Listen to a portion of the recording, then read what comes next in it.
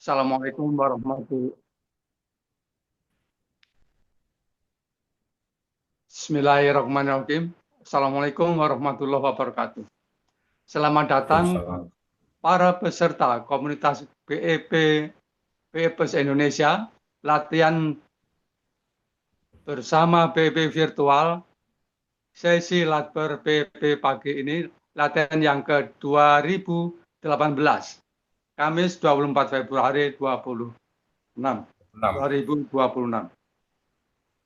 Sebelum kita mulai, kita akan bacakan susunan acara. Yang pertama doa, kedua tata tertib, ketiga Mars BEP, keempat yel-yel, kelima daftar pemandu, keenam refresh melalui Gubes, video Gubes, ketujuh latihan bersama,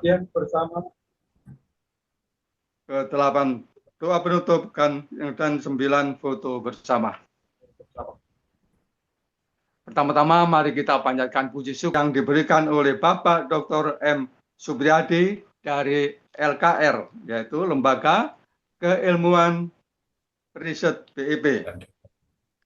Background beliau adalah ahli peneliti utama di Lembaga Riset KPI. Lanjut, Dr. M. Subriyadi. Monggo Pak, langsung Pak, silakan.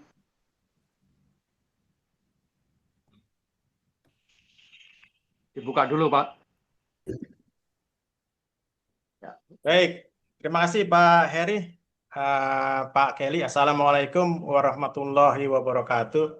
Waalaikumsalam. Selamat pagi, salam sejahtera untuk kita semua. Mohon izin para senior, para pelatih yang luar biasa.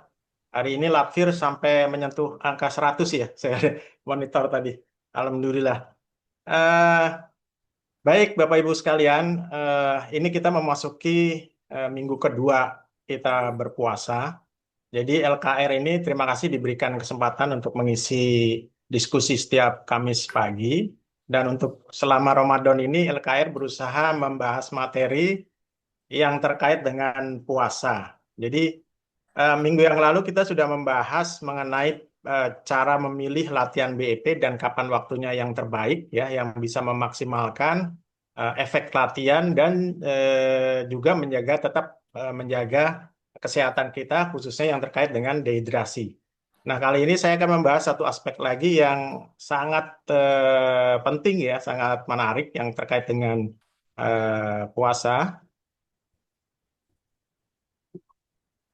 Baik, jadi pagi ini kita akan membahas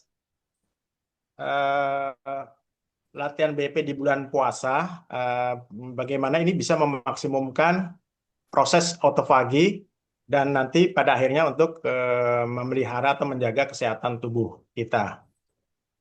Baik, Bapak Ibu sekalian, autofagi ini sudah sering dibahas di BP ya. Minggu yang lalu Pak Starum juga sudah membahas, tapi nggak apa-apa kita refresh kembali. Jadi yang dimaksud dengan autofagi atau dengan dari sisi bahasanya sendiri adalah self-eating atau makan diri sendiri. Itu adalah suatu proses daur ulang komponen sel yang rusak atau tidak diperlukan lagi sehingga membuat sel menjadi lebih sehat. Nah, autofagi ini mulai banyak dikaji setelah dipresentasikan penelitian mengenai autofagi oleh Yoshinori Ohsumi yang meraih Nobel Prize ya sekitar tahun 2016 ya. Nah, apa yang memicu autofagi? Autofagi itu bisa diaktifkan atau diinduksi oleh karena 3 faktor ya. Antara lain 3 faktor yang membuat stres di dalam sel, ya, yaitu puasa atau yang terkait dengan restriksi nutrisi atau kalori. Kemudian olahraga dan stres metabolik antara lain defisit oksigen yang bisa memicu munculnya autofagi ringan. Ya.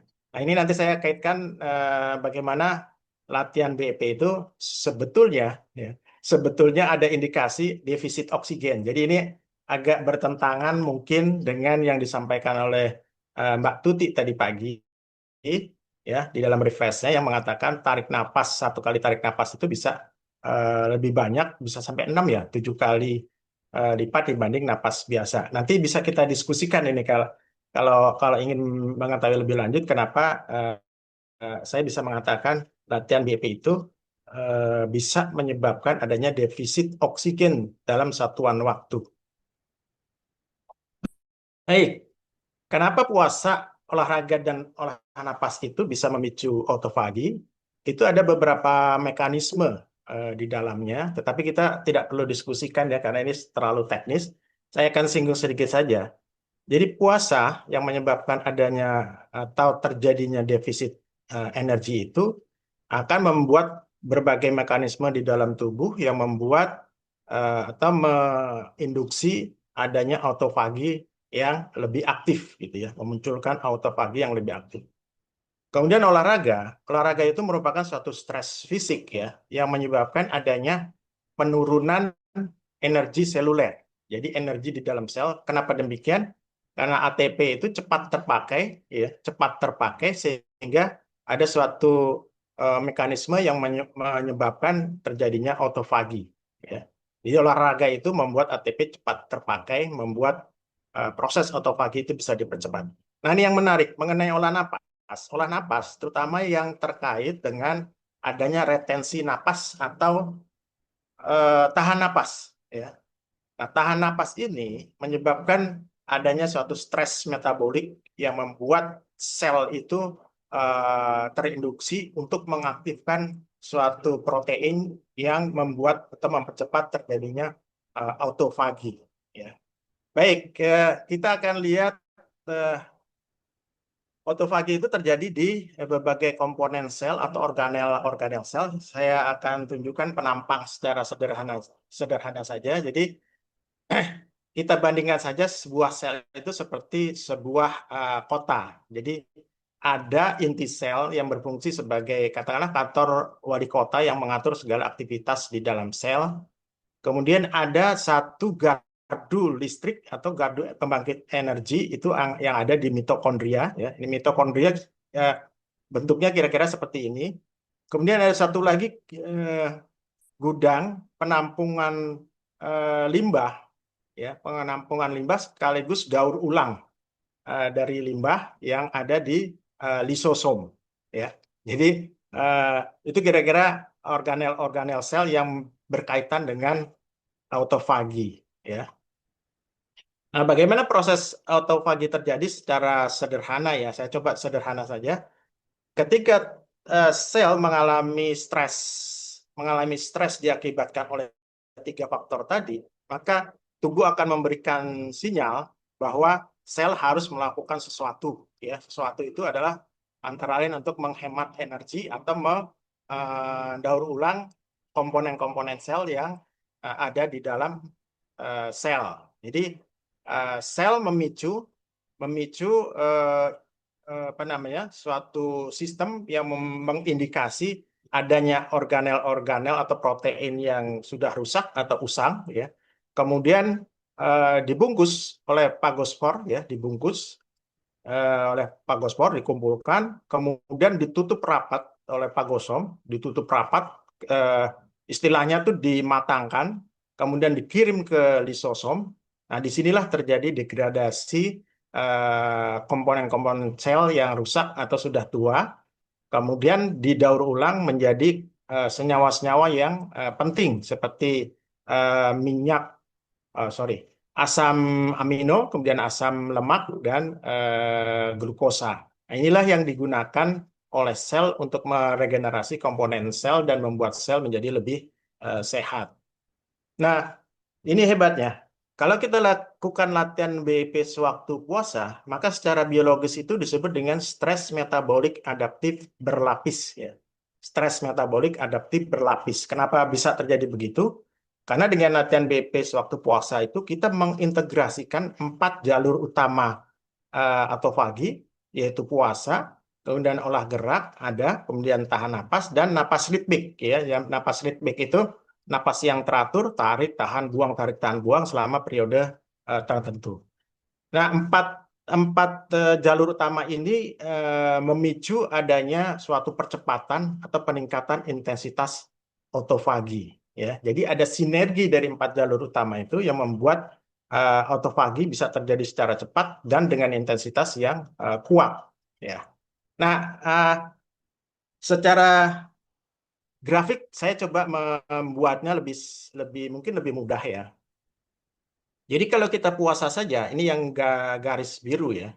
Kalau puasa saja, itu autofagi umumnya terjadi meningkat, ya, secara tajam itu setelah kita berpuasa di atas 12 jam.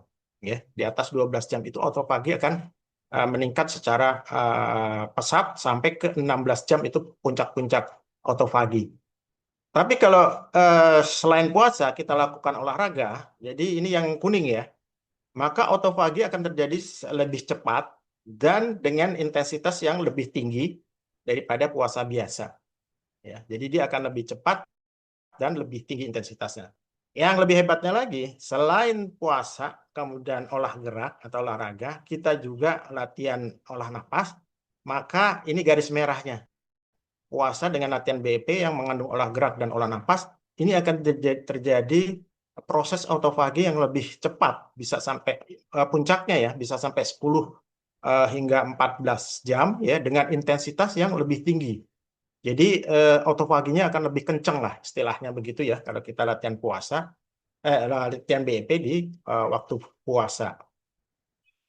Nah, apa manfaat secara klinis latihan BEP selagi puasa itu, ya, terkait dengan autofagi?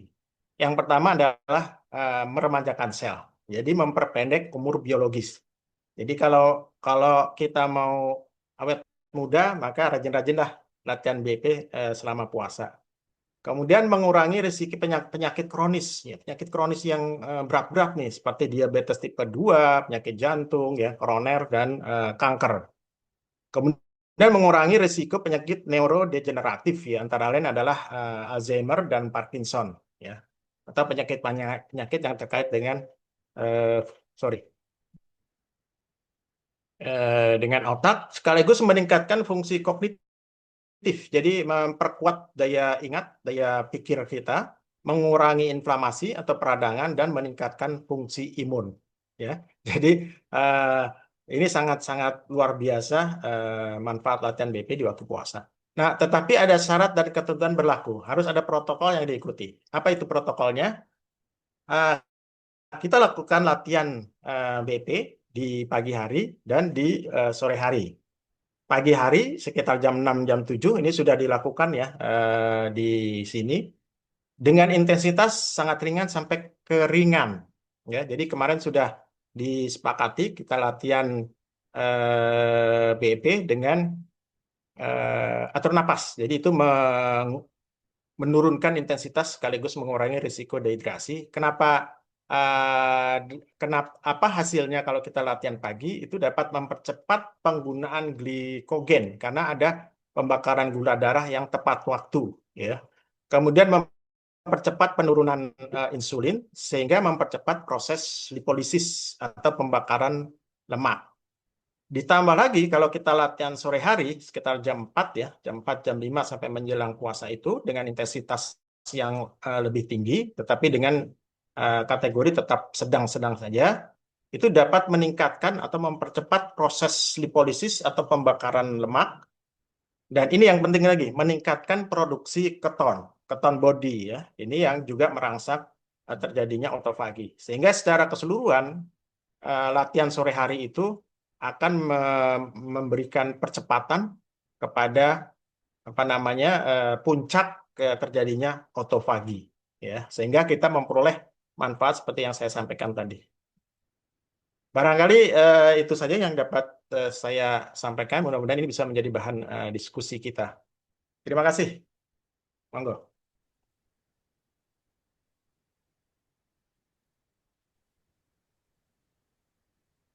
Monggo silakan Bapak-bapak, Ibu-ibu, mungkin Dokter Dini mau duluan menyampaikan. Ada Dokter Usman, silakan.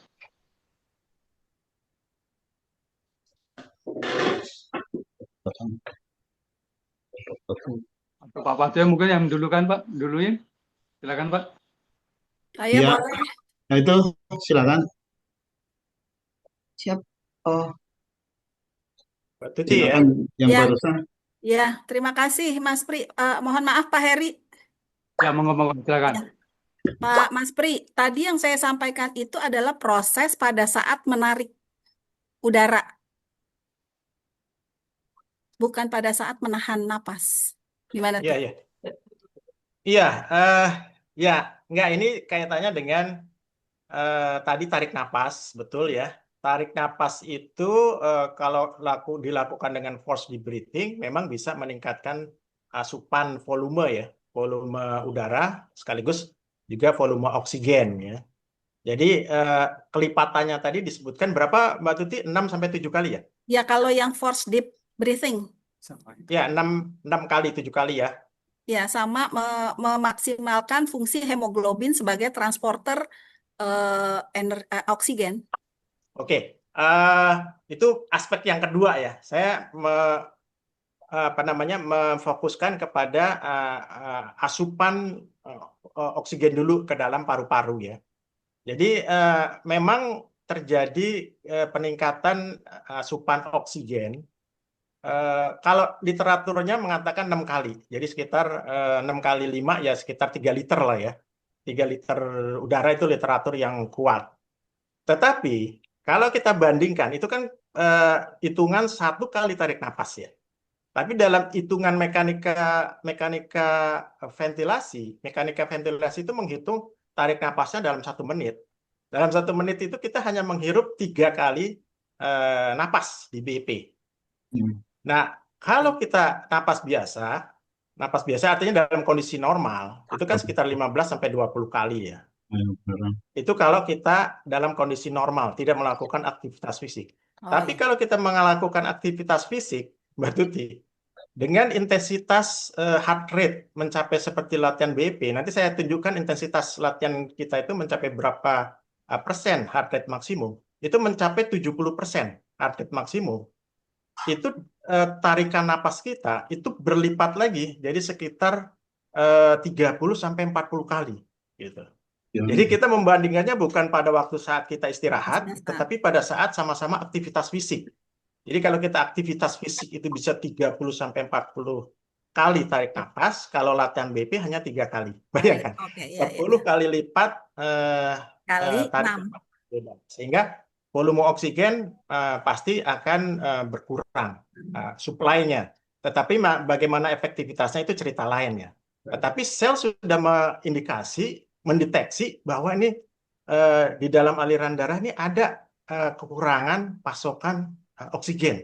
Nah, itulah yang memicu terjadinya mekanisme autofagi lebih dipercepat. Kira-kira gitu mekanisme. Terima kasih. Terima kasih Pak Pri.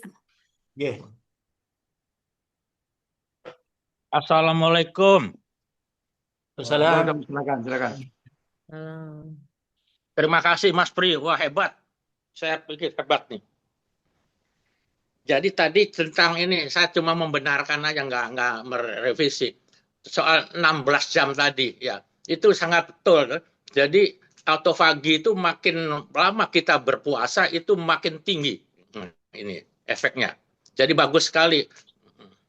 Puasa syariah aja cuma 14 jam ya. Jadi kalau kita bisa 14 jam atau 16 jam itu terjadi autofagi yang kita harapkan. Sekian komentar saya. Baik, terima kasih ya, Dr. Usman. Ini saya juga belajar autofagi dari bincang-bincang dengan Dr. Usman waktu di Pokel 4 kalau nggak salah ya. Jadi memang literatur mengatakan 16 jam itu puncak autofagi yang akan terjadi. Tetapi kalau ditambah dengan olahraga, apalagi dengan olah napas dan tahan napas, seperti saya tunjukkan ya di sini ya, sebentar. Jadi saya ulangi lagi nih, mungkin tadi belum terlalu itu ya. Meningkatnya cukup tajam ya. Iya, saya tunjukkan lagi.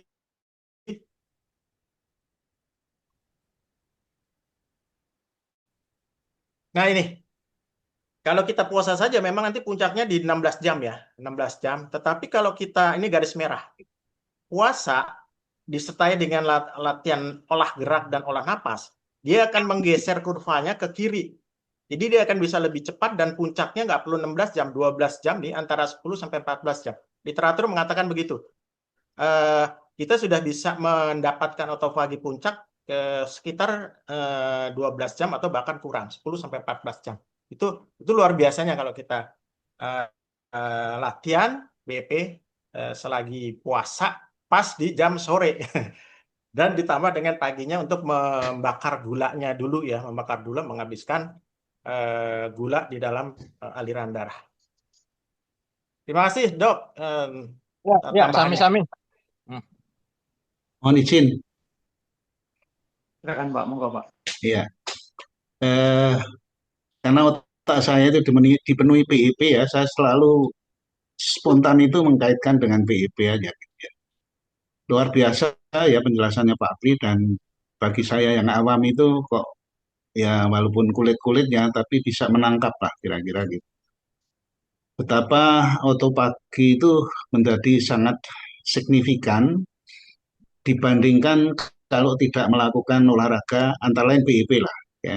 Tadi kurvanya sangat nyata sekali bahwa plus PEP itu autopagi itu memang luar biasa ya peningkatannya. Oleh karena itu saya selalu mengingatkan teman-teman kalau bicara pola makan itu kan ada 3 yang disebut Pak Arianda ya. Apa yang kita makan, dan ini sudah sangat dikupas sangat mendalam oleh ahli-ahli gizi ya. Bagaimana kita makan itu sepintas-pintas, bagaimana kita makan itu kaitannya dengan mengunyah.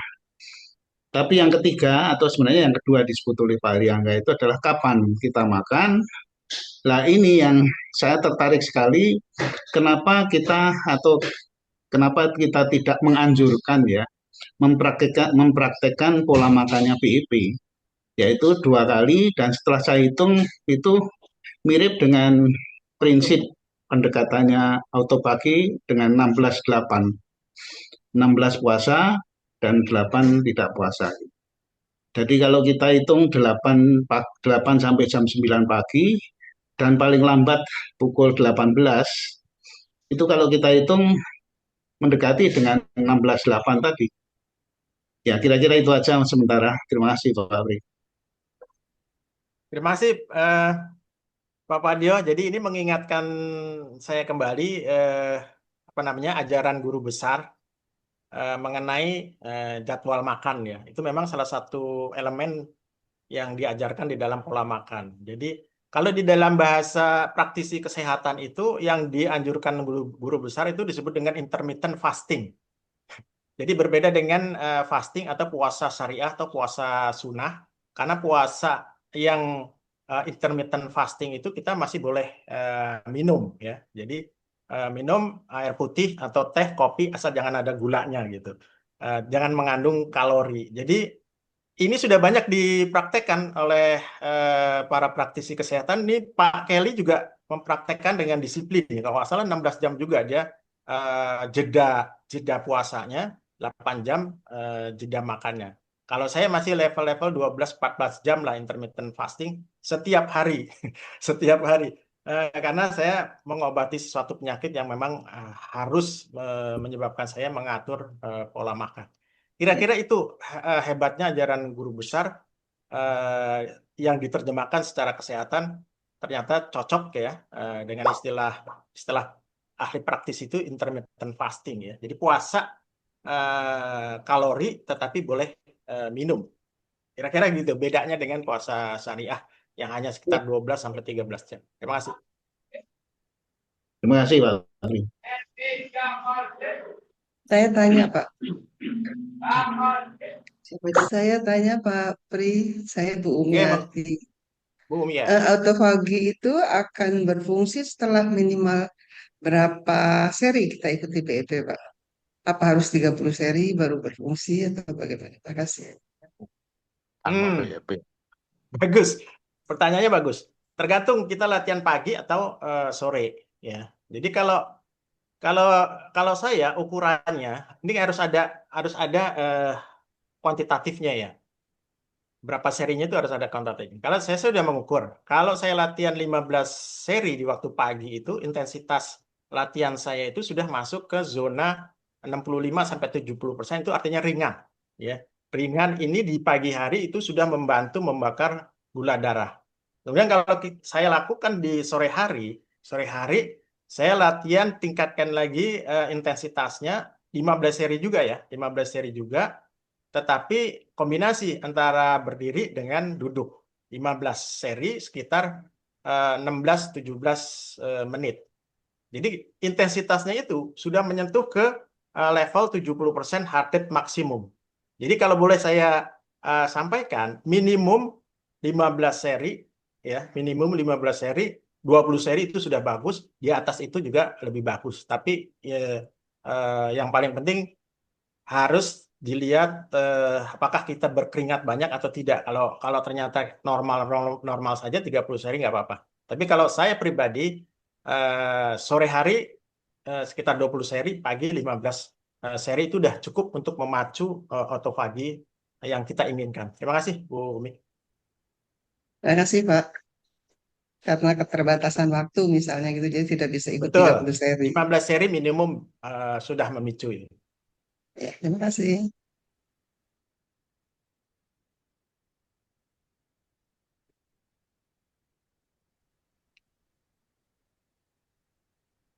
Baik, Pak Pri nanya, Pak Pri. oke, Pak Pak Pri Heri ya. nanya. Ya, kita kalau setiap latihan yang kita lakukan ini kan 30 seri, Pak ya. Kalau seandainya lebih itu efek dan ininya itu kelebihan dan kekurangan itu apa di situ, Pak? Dan seandainya kelebihan, efeknya apa buat tubuh kita? Terima kasih, Pak. Iya. Mungkin minggu yang lalu sudah disinggung oleh Pak Pardio dan mungkin Mbak Evi juga bisa menceritakan nih kalau soal efek yang dirasakan secara subjektif ya kalau kita kelebihan. Jadi guru besar itu memang menyebutkan bisa di atas 30 seri tetapi pada kondisi khusus dan untuk tujuan khusus. Tetapi secara normal, secara empiris ya, kita sudah bukan mengkaji tapi mencoba mendengar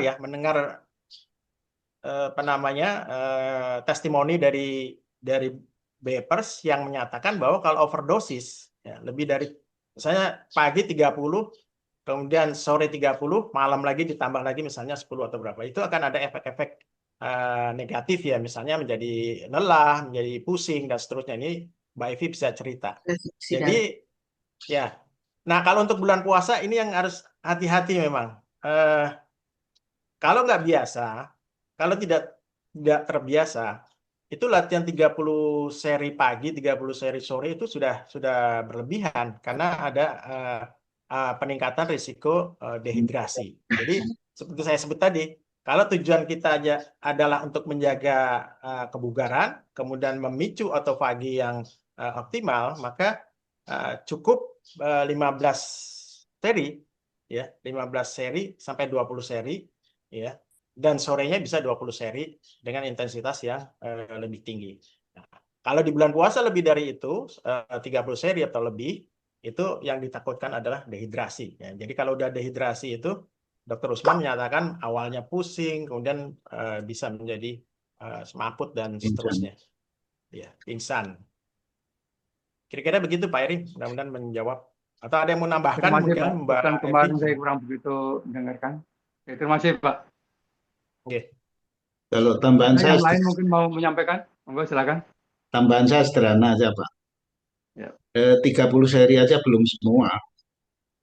Jadi itu merupakan batas yang sekarang latihan pagi sore aja belum semua. Jadi kita memang lebih menganjurkan keteraturan ya, keteraturan latihan pagi sore dan bertahap-tahap. Yang kadang-kadang yang sudah sering dibahas dengan dokter Dini juga, ada contoh-contoh banyak gitu ya. Saya kira praktisnya adalah udahlah kita ikuti aja apa yang dicontohkan Pak Arianda. Saya kira itu aja. Dan yang bisik-bisik dari pasangan saya, bisik-bisiknya begini, apa sih Mas bedanya antara intermittent fasting dan autophagy? Apa saja bedanya? Terima kasih. Baik, mungkin yang dimaksud tuh intermittent fasting dengan fasting sunnah ya. Jadi intermittent fasting itu kan puasanya kesehatan ya. Jadi puasa kesehatan itu mengatur ada jendela puasa, ada jendela makan ya.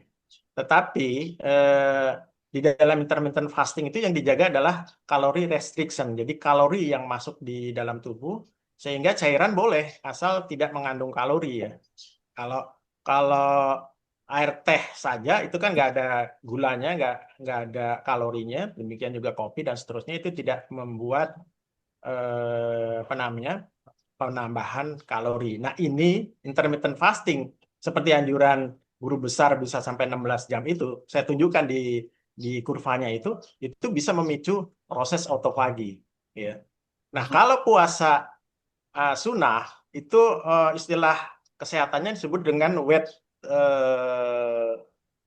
dry fasting ya. Dry fasting itu nggak boleh makan, nggak boleh minum dan seterusnya itu memang stres di selnya akan lebih kenceng gitu. Puasa sunnah, stres metabolik di dalam sel lebih kenceng sehingga proses autofaginya juga akan lebih cepat, lebih kenceng. Nah itu perbedaan intermittent fasting dengan puasa sunnah ya. Tetapi memang puasa sunnah itu kan di kita itu hanya antara 12 sampai 13 jam kalau di Indonesia ya. Tapi kalau di Eropa itu bisa sampai 16 jam, 20 jam. Ya, betul. Itu autofaginya Timur Tengah juga. akan luar biasa karena lebih dari 16 jam. Jadi memang ajaran kita tuh luar biasa ya, sudah dibuat sedemikian rupa. Terima kasih Pak Fadil. Terima kasih, Terima Pak kasih, Pri. Pak Pri. Oke. Semakin jelas. Terima kasih. Izin Pak Pri. Oke, Pak Starom, oke. Terima kasih, ini sangat enlightening ya, sangat mencerahkan menurut saya gitu ya. Cuma sekedar ini saja mungkin menambahkan sedikit dari literatur yang saya baca dan kemarin sempat saya sampaikan juga pada saat refresh minggu lalu.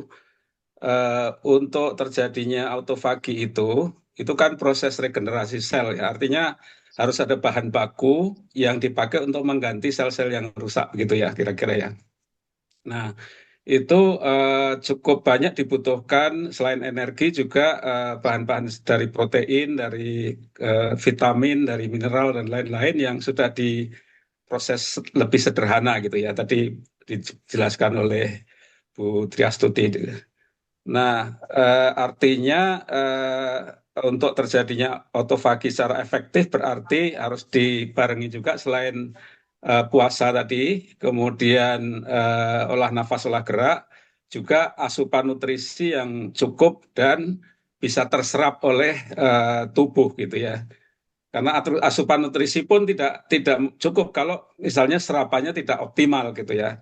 Nah, serapan yang optimal itu juga bisa dibantu dengan olah gerak gitu karena terjadi kontraksi-kontraksi di dalam otot-otot perut gitu ya, yang sehingga itu bisa mempercepat proses pencernaan gitu ya. Dan juga olah nafas karena dengan olah nafas enzim-enzim akan bekerja lebih aktif gitu ya, sehingga terjadi reaksi biokimia yang lebih efektif gitu ya. Jadi terima kasih banyak, ini saya kira sangat lengkap gitu ya. Dan kemudian artinya pada saat kita melakukan BEP secara teratur, maka satu, energinya akan bertambah karena proses konversi glukosa menjadi dan lemak menjadi ATP tadi yang dijelaskan oleh Bu Tuti. Yang kedua adalah autofagi dan serapan nutrisi yang lebih cepat. Dan yang ketiga mungkin nanti bisa dijelaskan lebih lanjut mengenai detoksifikasi ya, karena pada saat bersamaan juga proses pembuangan sisa-sisa metabolisme dan racun itu juga bisa lebih efektif gitu. Mungkin itu kalau boleh sedikit saja dari saya gitu. Terima kasih Pak Pri.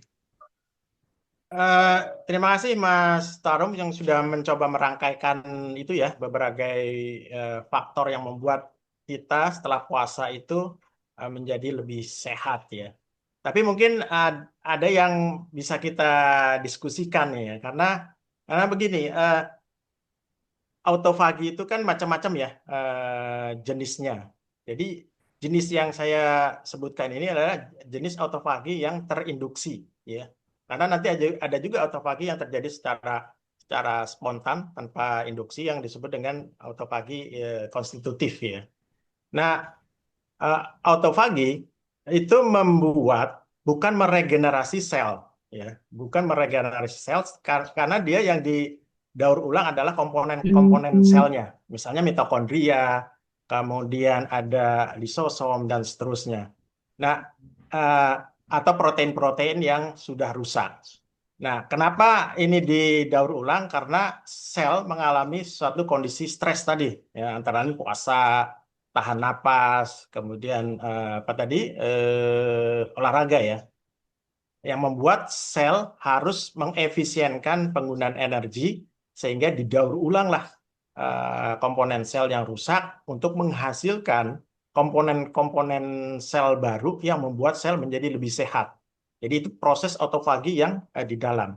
Nah, nanti regenerasi sel itu terjadi ketika kita melakukan ini di luar puasa, ya. Ketika kita melakukan olahraga kemudian istirahat, katakanlah misalnya tidur, itu proses regenerasi sel yang maksimum terjadi.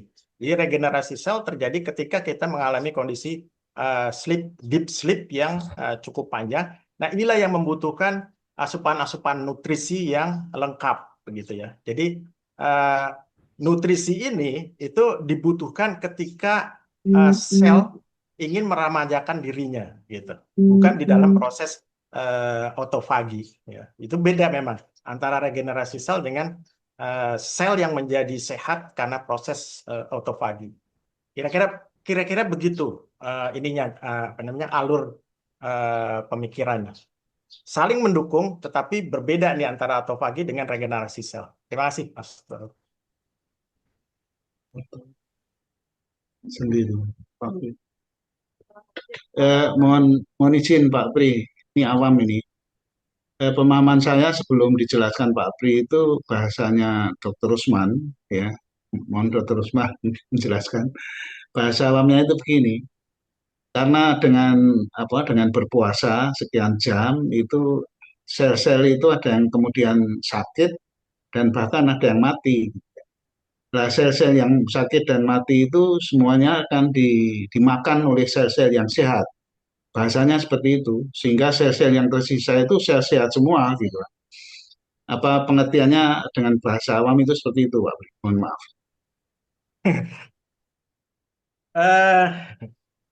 Ya, ada dua proses sebenarnya di dalam puasa itu. Satu seperti yang disebutkan tadi, ada sel-sel yang lemah, gitu ya, yang rusak.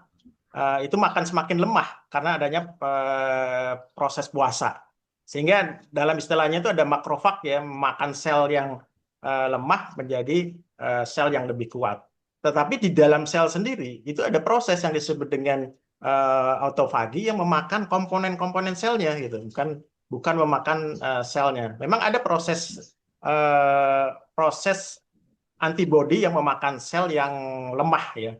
Tetapi ini proses di dalam sel yang memakan komponen sel yang rusak atau lemah, digunakan lagi oleh si sel ini untuk menjadi lebih sehat, gitu. Jadi sebenarnya fungsinya sama, tapi ada dua jalur tuh, antara dua jalur sel yang sehat memakan sel yang lemah, tapi jalur yang lain, sel-sel yang punya komponen energi lemah itu mendaur ulang menjadi sel yang sehat. Jadi dengan dua jalur ini kita akan menjadi lebih sehat, gitu. Benar yang dikatakan Pak Padio, tetapi selain itu ada yang disebut dengan autofagi. Jadi beda itunya, jalurnya beda. Menurut yang saya pahami. Terima kasih. Terima kasih Pak Pri. Ya. Izin menambahkan pertanyaan Pak Heri mengenai berapa kali itu ya posisi kita BEP. Dari pengalaman yang udah sih, dalam bukunya TOB juga disampaikan kalau BEP itu latihan bioenergi power untuk selanjutnya dapat dilakukan sendiri dan hanya memerlukan 15-30 menit setiap harinya. Jadi kalau Pak Haryanda almarhum bilang sih waktu itu, ketika kamu sakit, lakukanlah 30-30-10, ya. 30 pagi, 30 sore, dan 10 seri malam. Tapi kalau kita dalam kondisi sehat, lakukanlah 15 seri minimal, ya, minimal 30, jadi pagi 15, sore 15. Nah, kenapa seperti itu? Karena saya waktu kebutuhan kita kan yang mengenal diri kita sendiri ya. Waktu saya dalam recovery sakit, saya saking pengen cepet sembuhnya, BEP tuh bisa 70 kali ya. Pagi 30, subuh, terus sudah sampai kantor, ada teman-teman yang ikutan, saya ajarin lagi, BEP lagi, terus sore pulang juga BEP lagi gitu. Itu nggak problem ya, nggak problem. Karena mungkin saya memang membutuhkan itu ya posisinya. Eh, jadi, tapi ketika saya sehat sekarang, alhamdulillah ya, posisinya 30 pagi, terus ikutan lagi yang 30 pagi. Jam 2 jam 3 tuh saya migren pasti. Migren gitu loh. Jadi nggak kuat. Jadi memang porsinya seperti itu Pak Heri. Jadi lihat dari kondisi kita. Kenapa 10 seri itu kalau yang lagi sakit dilakukan menjelang tidur? Itu agar kualitas tidur kita menjadi baik.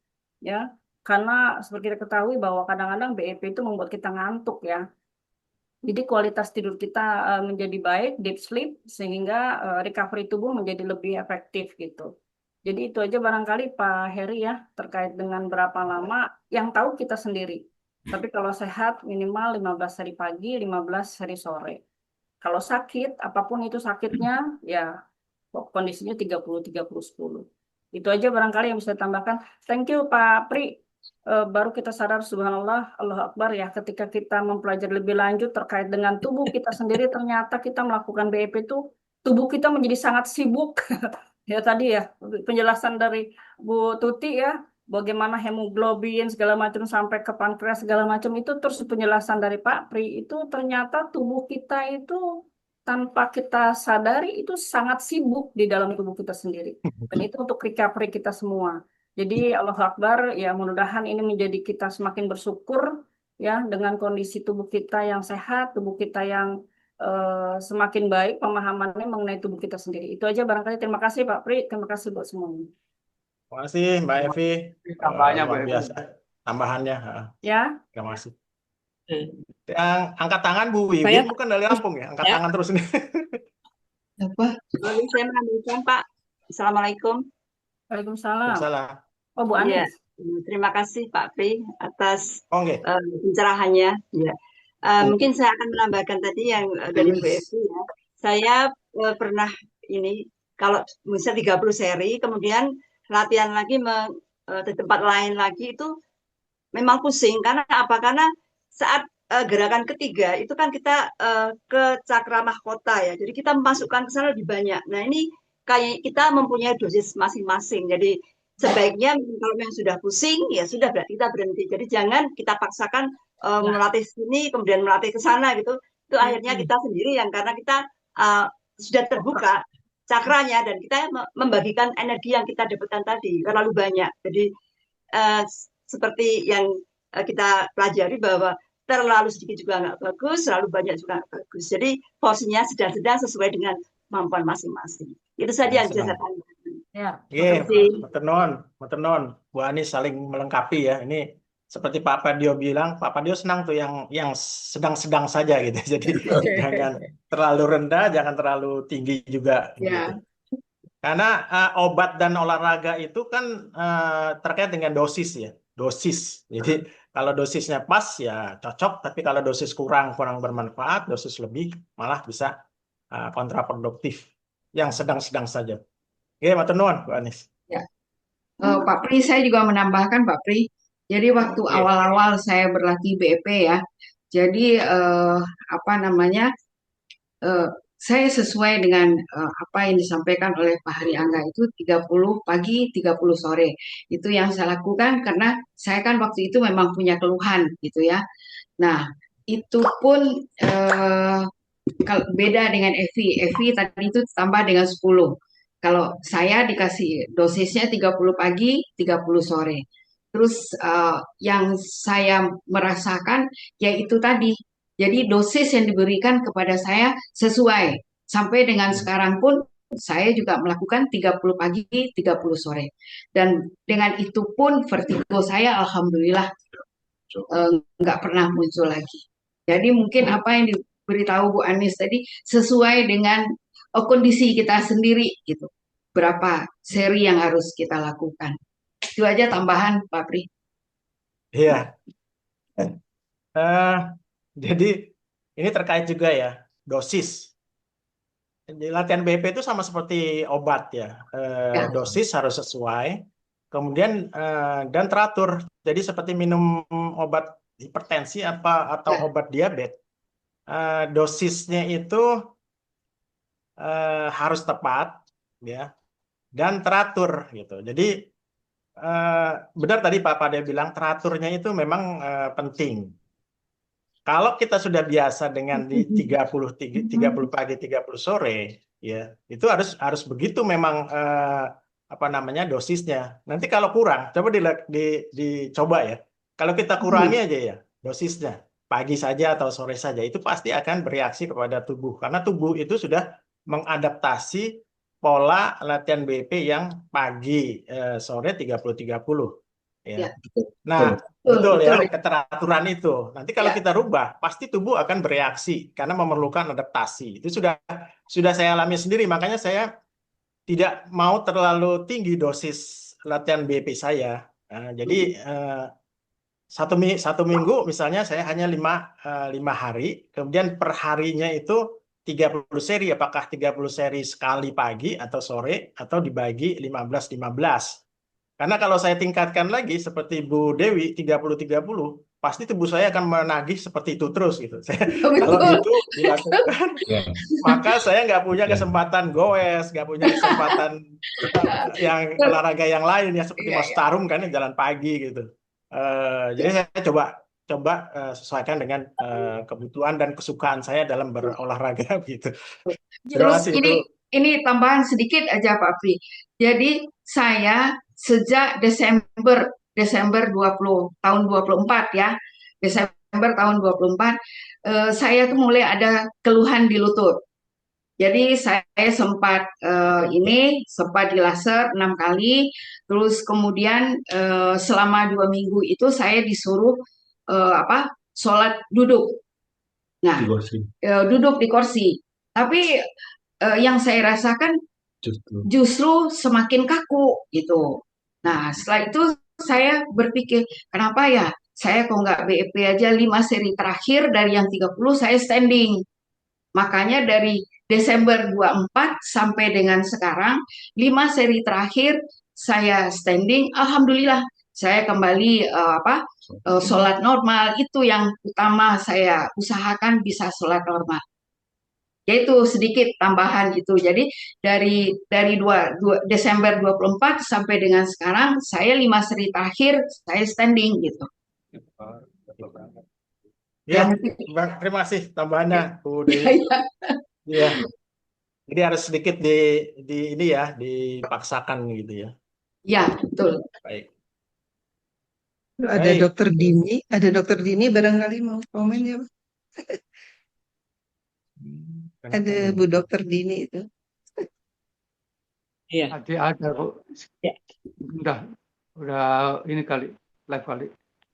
Ya. Dokter Dini. Saya tambahkan gini. Kita punya prinsip di dalam tubuh ada 2 mekanisme. Ya, ada 2 mekanisme. Satu yang kita kenal sebagai otofagi, satu lagi adalah apoptosis. Otofagi itu adalah kita kemampuan sel untuk buang zat-zat yang tidak berguna atau juga akan memecah zat yang tidak dipakai serta mendaur ulang. Itulah kemampuan sel tubuh yang diberikan Tuhan untuk kita miliki sebagai otofagi. Dan inilah yang membuat seorang warga negara Jepang yaitu Yoshinori tahun 2016 mendapatkan hadiah Nobel fisiologi dalam hal medis. Satu lagi program yang ada di dalam tubuh kita adalah namanya apoptosis. Dia akan rela bunuh diri untuk kepentingan kelanjutan untuk hidup manusia yang ada di dalam tubuh tersebut.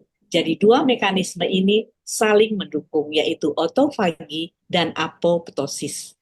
Kemudian ketika kita melakukan olahraga, olah nafas dan olah gerak, pada saat berpuasa itu sangat bagus, tapi memang harus diukur kemampuan tubuh karena kita bukanlah memiliki baju yang SML ya, kita punya pattern pada tubuh kita sendiri. Jadi kita harus mengukur-ukur kemampuan tubuh. Inilah yang saya selalu dengung-dengungkan pada awal kita ikut Bioenergy Power di tahun 2016. Ayo diukur-ukur kemampuannya, jangan sampai berlebihan. Tapi banyak orang tidak percaya. Karena itu yang saya pelajari di dalam functional medicine.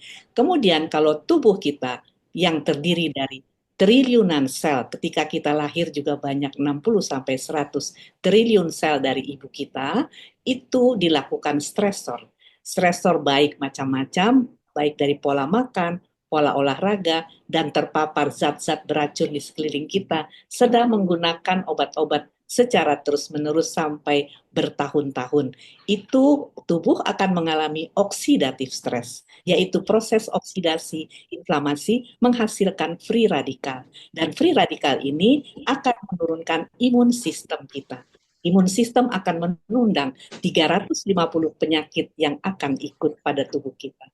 Jadi itu yang harus dipahami oleh teman-teman semua yang memang dalam kelompok ini tidak ada lagi yang remaja karena stem cell yang kita miliki sudah lelah dan sudah tidak bekerja dengan baik sejak kita berusia 19 tahun. Jadi itu harus diingat teman-teman semua berapa lama kita sudah meninggalkan usia 19 tahun tersebut. Jadi itu yang dikemukakan oleh Pak Pri saat ini, pagi ini, memang kita harus pandai untuk mengukur diri kita. Karena semua tergantung dari pattern seperti baju yang kita kenakan. Kita bukan baju SML, tapi kita baju dari desainer. Itu. Jadi memang dua prinsip yang harus kita kenal, otofagi, satu lagi adalah apoptosis. Dan ini yang terjadi pada tubuh, dan sel-sel yang berkemampuan untuk ada, yaitu terdapat organel-organel sel yang tadi diutarakan oleh Pak Pri, yaitu ada mitokondria sebagai ruang bakar sel, sebagai powerhouse sel, penghasil energi. Kedua adalah lisosom sebagai dapurnya sel. Dia memilah-milah mana yang berguna untuk tubuh, dia simpan, mana yang tidak berguna, dia buang. Kemudian ada satu lagi yaitu aparat Golgi. Dia berfungsi sebagai kantor pos, mengirim-ngirim zat-zat yang berguna untuk seluruh tubuh. Begitulah kemampuan dari sel kita. Makanya ketika kita bulan puasa, 10 hari pertama pada saat ini adalah untuk pemulihan sel. Nanti 10 hari kedua di bulan Ramadan adalah peremajaan sel, dan 10 hari ketiga adalah revitalisasi sel. Itu yang patut diketahui oleh teman-teman semua yang hadir di sini. Kita harus saat ini adalah pemulihan sel, di mana mekanisme di 1 hari sampai 3 hari itu cadangan glukosa kita berikan kepada liver, dan liver akan mengambil cadangan berasal dari lemak yang terjadi adalah benda-benda keton hasilnya. Makanya untuk orang-orang yang melakukan intermittent fasting jangan berlebihan, karena banyak yang sudah diteliti ketika melakukannya sampai 18-24 jam terus-menerus berbulan-bulan, hanya boleh 3 bulan, akan terjadi gangguan metabolik asidosis dan gangguan daripada fungsi ginjal. Itu yang patut diketahui. Karena sudah kita punya pattern dari Nabi kita sendiri menganjurkan berpuasa adalah sahur dan iftar. Itu yang patut diketahui. Karena itu belum ada mekanisme intermittent fasting, belum ada Mediterranean diet, belum ada juga diet-diet yang lain. Itu sudah dilakukan oleh nabi-nabi terdahulu termasuk Adam alaihissalam. Itu yang saya perlu tambahkan. Terima kasih Pak Pri atas pencerahannya pagi ini, akan menambah harfiah atau khasanah daripada olah nafas, olah gerak. Wabillahi taufik wal hidayah. Wassalamualaikum warahmatullahi wabarakatuh. Waalaikumsalam warahmatullahi Terima wabarakatuh. kasih Dokter Dini. Pasti. Nuhun. Assalamualaikum warahmatullahi wabarakatuh, Pak Pri. Ayar, silakan. Pak Pri, Yes, Pak Eri ya. saya Erin. Ya, Pak Eri Paten. Ya. mohon izin ya. Mangga, Ya, mangga. silakan Pak. Saya Kali ini terakhir ya. ya. Saya 2 hari yang lewat menyampaikan refresh juga tentang mengenai masalah bagaimana hubungan BEP dikaitkan dengan puasa dalam hal ini 3 pilar kita itu. Nah, pada saat itu saya menyampaikan bahwa puasa itu dari dimensi fisik itu ada proses detoksifikasi, proses rejuvenasi, serta proses pemantapan sistem dalam tubuh. Itu saya baca dalam buku Scientific Fasting, Mas Pri. Kalau kemarin yang tadi sudah disampaikan bahwa proses detoksifikasi, proses rejuvenasi itu sudah disampaikan.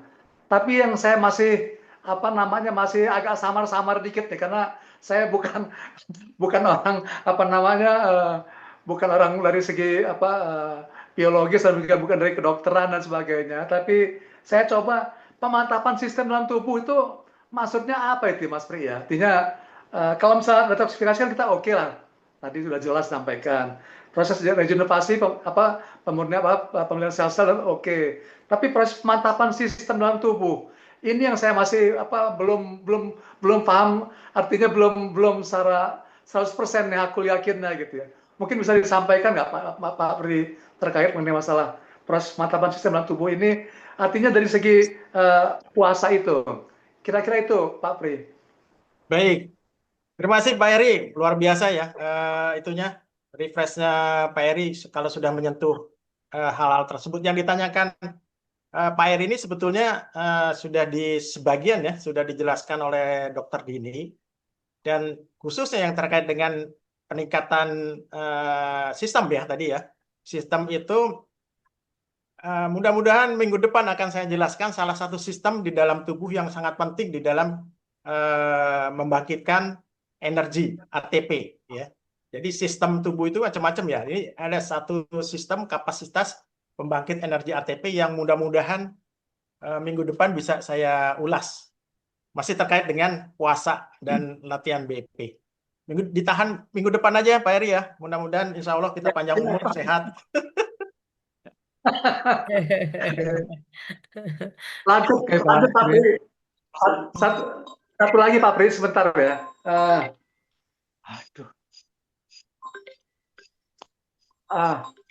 Yang ingin saya tanyakan, ini kan kita 10 hari terakhir tuh kita akan masuk iktikaf nih Pak Pri. Artinya kita harus berdiam diri dalam masjid sesuai dengan contoh Rasul gitu ya. Nah ini kira-kira bagaimana menyikapi kita ini dengan latihan BEP ini? Apakah sebaiknya kita pagi di masjid atau sore itu seperti apa? Karena kita kan juga tetap harus artinya mengikuti contoh juga kan, artinya sehat itu perlu, tapi juga ini puasa itu kan setahun sekali gitu kira-kira gitu. Jadi kalau misalnya puasa Senin Kemis, Ayamul Bid atau puasa Syawal kan itu bisa kapan aja. Tapi kalau puasa namanya puasa Ramadan ini, saum ini hanya setahun sekali. Belum tentu tahun depan kita ketemu lagi gitu. Kira-kira gimana sarannya gitu? Makasih Pak. Hari ini kalau nanya berat-berat ini. Enggak, itu sih gampang aja sih.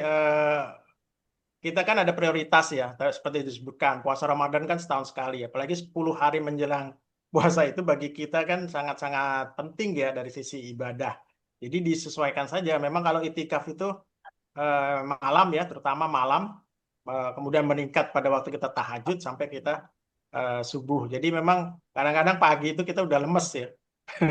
Kalau saya mensiasatinya ya seperti itu tadi, latihan pagi BEP itu aja sekedar membangkitkan saja metabolisme, bisa 10, 15 seri, tetapi yang harus tetap itu menjelang bukanya itu untuk menjaga kebugaran dan proses autofagi. Kalau saya ya menganjurkan kita lebih fokus di sore hari latihannya ya. Kalau pagi ringan-ringan aja lah, karena kita mungkin sudah terlalu ngantuk ya karena iktikaf gitu.